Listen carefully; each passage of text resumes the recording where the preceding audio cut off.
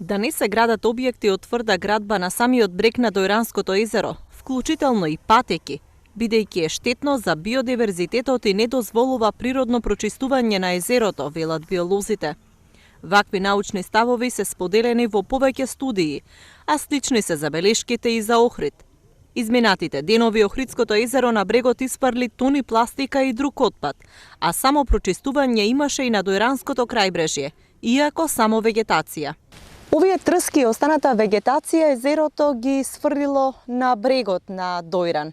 Токму затоа експертите сметаат дека многу е важно крајбрежјето да биде чисто, за да може езерото и само да се прочистува. Вегетацијата генерално е проблем за квалитетот на водата во Дојран. Дел од неа треба континуирано да се чисти, поради што општината ќе распише и меѓународен тендер. Меѓународен тендер ќе биде, тоа е, мислам дека има такви зафати правено и во Србија и во Унгарија, во овие поблиски држави, проблеми кои што ги имале секако со вакви со езера кои што не идуваат во таа фаза.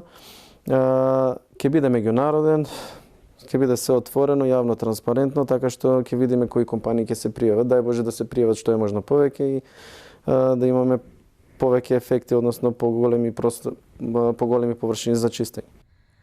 За понатамошно одржување на езерото, општината ќе добие багерна вода. Инаку, за подобрување на состојбата со водата во езерото, владата и додели на општина Дојран повеќе од 1 милион евра.